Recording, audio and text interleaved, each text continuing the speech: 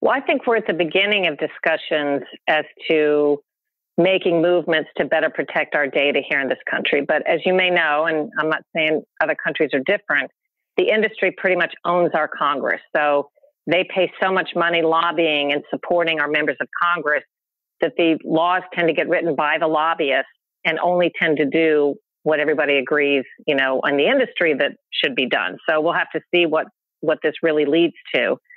But as far as the constitutional violations, I think from what I've learned on a daily basis by our own government, I have a current lawsuit going against the FBI and unnamed officials at the FBI, because I don't have their names yet, and the Department of Justice for spying in my computers and phone devices as a journalist, which we have forensic evidence, which we've proven.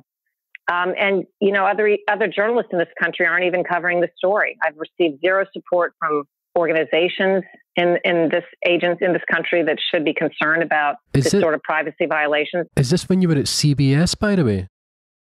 Yes. Yeah, because this was around 2014 is when a source helped me discover it, but it had been going on for a couple of years. Yeah. That case has been, I know I was reading about your case when you were at CBS.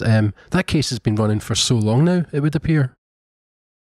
Well, we filed a suit, I believe, in maybe 2015, and it sat there in Washington, D.C. court with no action, except Department of Justice kept trying to dismiss it, and thankfully they were not successful. Then after President Trump got elected, it was transferred to Virginia, and it's really started to move as of last fall.